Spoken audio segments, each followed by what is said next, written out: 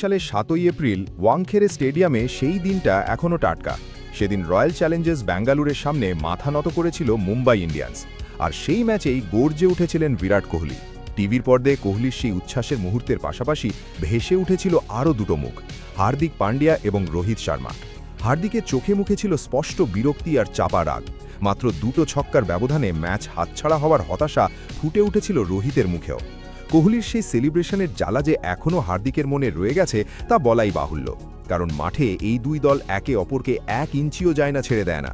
এবার আবার সেই ওয়াংখেড়েতেই মুখোমুখি হতে চলেছে মুম্বাই ও বেঙ্গালুরু। রবিবারের এই ম্যাচে পুরনো হিসাব চুকিয়ে দেওয়ার লক্ষ্য নিয়েই নামবে ব্লু অ্যান্ড গোল্ড জার্সির প্রতিটি ক্রিকেটার। কোহলির নিজের কথাতেই মারতে জানলে মার খাওয়ার জন্যও প্রস্তুত থাকতে হয়। তাই প্রশ্ন একটাই, মুম্বাই কি পারবে বদলা নিতে, নাকি রজত পাটিদারের দল আবারও আটকে দেবে তাদের?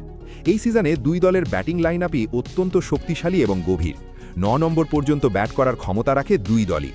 রাজস্থানের বিরুদ্ধে ম্যাচেই দেখা গেছে বেঙ্গালুরুর ব্যাটিং গভীরতা। ৯৪ রানে ৬ উইকেট পড়ে যাওয়ার পরও তারা ইনিংস শেষ করে ২০১ রানে। বিরাট কোহলির নেতৃত্বে আক্রমণাত্মক ক্রিকেট খেলছে বেঙ্গালুরু। ইতিমধ্যেই একাধিক ম্যাচে ২০০ গণ্ডি পার করেছে তারা। এমনকি চেন্নাই সুপার কিংসের বিরুদ্ধে ২৫০ রান এবং হায়দ্রাবাদের দেওয়া ২০২ রানের লক্ষ্য মাত্র ৯৪ বলেই তাড়া করে ফেলার মতো কীর্তিও রয়েছে তাদের ঝুলিতে। অন্যদিকে মুম্বাইয়ের ব্যাটিং লাইন আপও যথেষ্ট শক্তিশালী। কলকাতা নাইট রাইডার্সের বিরুদ্ধে তাদের জয় সেই প্রমাণই দেয়। রোহিত শর্মা থেকে শুরু করে দীপক চাহার পর্যন্ত লম্বা ব্যাটিং অর্ডার, ৭ জন হার্ড হিটার এবং ২ জন অলরাউন্ডার নিয়ে গড়ে উঠেছে তাদের দল। রোহিতের নতুন ভার্সন আশার আলো দেখাচ্ছে ঠিকই, তবে সূর্যকুমার যাদব এবং তিলক ভার্মার ফর্ম কিছুটা চিন্তার কারণ। রানের বন্যা বইবে ওয়াংখেড়েতে এটা প্রায় নিশ্চিত, তবে ম্যাচের মোড় ঘোরাতে পারেন জসপ্রীত বুমরা।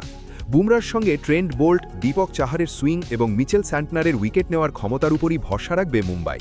বিশেষ করে বুমরা বোল্ট জুটির স্পেলই ঠিক করে দিতে পারে ম্যাচের ফলাফল। অন্যদিকে বেঙ্গালুরুর বোলিং আক্রমণেও রয়েছে শক্তি। জস হেজেলউডের প্রত্যাবর্তন দলের আত্মবিশ্বাস বাড়িয়েছে। সঙ্গে আছেন ভুবনেশ্বর কুমার।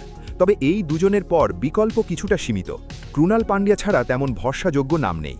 তবে আমার শেষ কথা, ব্যাটিংয়ে বেঙ্গালুরুর এগিয়ে থাকলেও বোলিংয়ে মুম্বাইয়ের পাল্লা ভারী।